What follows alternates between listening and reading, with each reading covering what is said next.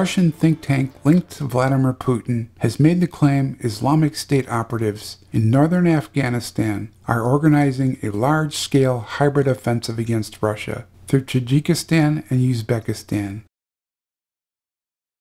The Russians are taking the threat seriously. The director of the Center for Geopolitical Expertise, Valery Korovin, says Moscow should prepare for a large-scale offensive in Ukraine, Armenia, and a number of post-Soviet republics with large Muslim populations. Korovan believes the United States didn't seize Afghanistan by rigging its military dictatorship in order to build democracy and civil society.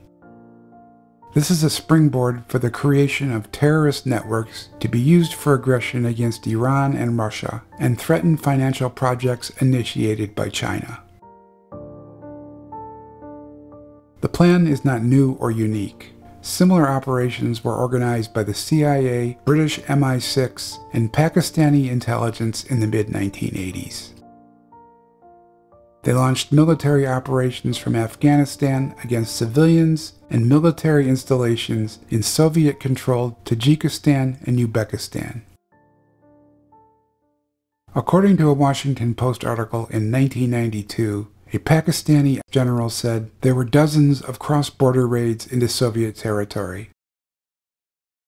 Then CIA Director William Casey supported these terror raids. In Syria, the United States and its allies have begun directly to finance and send arms to the fighters there. They began encouraging filling their ranks with mercenaries from different countries. Let me just ask this: where are the militants getting the money from, their weapons from, and their military specialists from? How did it come about that this so-called ISIS turned into a powerful group, practically an army? Putin said the deep state is responsible. He described it as an expanding class of the supranational oligarchy and bureaucracy, which is often not elected and not controlled by society.